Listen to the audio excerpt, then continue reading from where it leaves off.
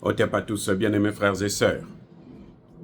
Pour une fois, l'Union européenne se rend compte que la position qu'ils ont adoptée, elle est difficilement tenable. Il faut voir comment il faut faire pour éviter que Tshisekedi ne se tourne vers les pays du BRICS. Donc, ils font tout. Et ils ont pris quelques petites sanctions. Pour nous, c'est rien du tout. Ça, moi, je ne m'occupe pas de ça. Mais en tout cas, il faut dire, je vous parle de ça, c'est juste parce que il faut féliciter notre ministre, hein, la ministre congolaise des Affaires étrangères, Madame Thérèse Wagner. Il faut la féliciter parce que ça, c'est le produit de son travail. Un travail titanique que nous saluons. Mais, bon, c'est zéro. Elle a fait son travail correctement, très bien même, puisque depuis, c'est la première fois depuis 30 ans que l'Union européenne essaie de penser à autre chose. Elle avait dit, elle avait averti au Conseil de sécurité de l'ONU, si vous continuez comme ça, la rue va régler ça. Et quand la rue règle ça, il n'y a pas d'ordre. Je vous avais déjà dit ça à plusieurs reprises, je vous ai toujours dit, quand la justice ne se fait pas dans les locaux, dans les infrastructures dédiées à cela, mais elle se fait dans la rue. Et quand elle se fait dans la rue, elle perd le contrôle. L'État perd le contrôle de la situation et elle se fait selon la volonté de ce peuple. Donc, l'Union européenne, cette fois-ci, a décidé de prendre quelques petites sanctions pour caresser, endormir Tshisekedi. Nous n'allons pas nous occuper de ça. Nous, ce qui compte, c'est le changement sur le terrain. Ce que les Congolais eux-mêmes vont faire. Monsieur Tshisekedi, ne vous fiez pas à ça. Ça, ce n'est pas une victoire. Pour le Congo, ce n'est pas une victoire. Mais c'est une victoire diplomatique. Hein? En tout cas, votre ministre des Affaires étrangères fait un travail formidable. Maintenant, il faut qu'elle aille vers là où on peut avoir des armes.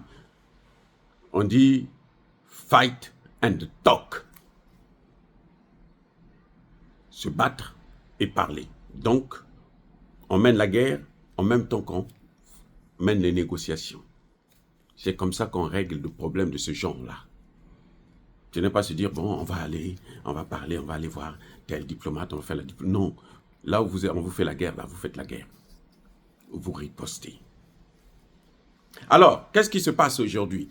L'Union européenne, depuis vendredi, je crois, a décidé donc 3 choses. 1.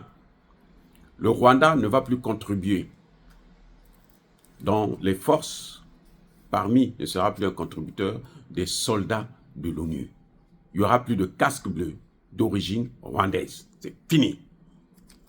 Les soldats rwandais n'ont plus le droit d'aller se battre, protéger des populations parce qu'ils sont des génocidaires. Ah ben ça va de soi. En tout cas, ça, bon, on va voir si c'est l'Union européenne qui a pris la décision, ce n'est pas les États-Unis. Ce n'est pas le Conseil de sécurité. Mais bon, c'est déjà ça. 2. Plus embargo sur les minerais étiquetés Made in Rwanda. C'est très bien. Mais le Rwanda n'est pas seul. Le Rwanda travaille avec l'Ouganda, il travaille avec le Kenya. Au lieu de mettre Made in Rwanda, on va mettre Made in Kenya, Made in Ouganda.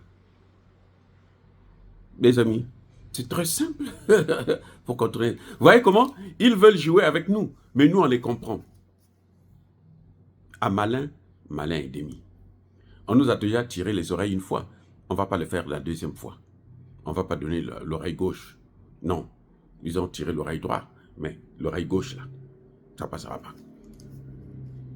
Donc, cet embargo sur les minerais, de toutes les façons, en principe, c'est embargo sur tous les minerais, embargo sur les armes, embargo sur tout. Voilà, c'est ça qu'on devait faire. Et il y aura des sanctions individuelles. Donc, interdiction d'aller en Europe, de voyager.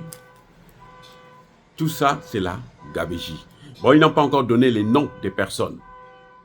J'espère que celui de Kagame se figurera en très bonne position parce que lui, il est le grand, il est le meilleur dans ce qui concerne le génocide. Aujourd'hui, nous comptons 18 millions. Sinon, 20 millions, entre 18 et 20 millions de morts. Donc, Kagame, sa place, elle serait de choix à la Cour pénale internationale. Donc, l'Union européenne a pris donc ces 3 sanctions-là. Mais je vous ai dit, la première, par exemple, bon, ça vaut quoi?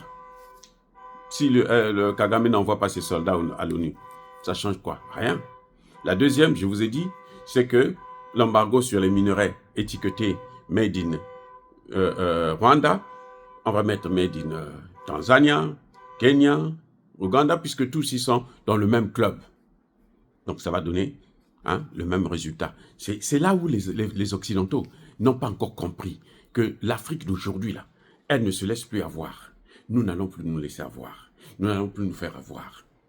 Nous comprenons tout ce qui se passe et nous sommes prêts à y faire face.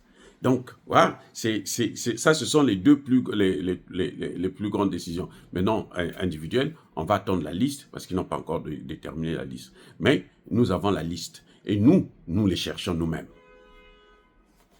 Encore une fois, Monsieur le Président Tshisekedi, notre problème, c'est que vous équipez notre armée et vous menez la guerre jusqu'au bout. C'est ça qu'on appelle opération combat sans cesse. Je vous ai parlé de ça hier, non? Dans une précédente vidéo. Combat sans cesse. Voilà. Tant qu'ils ne vont pas quitter notre territoire, laisser nos populations tranquilles, ben, on va les combattre.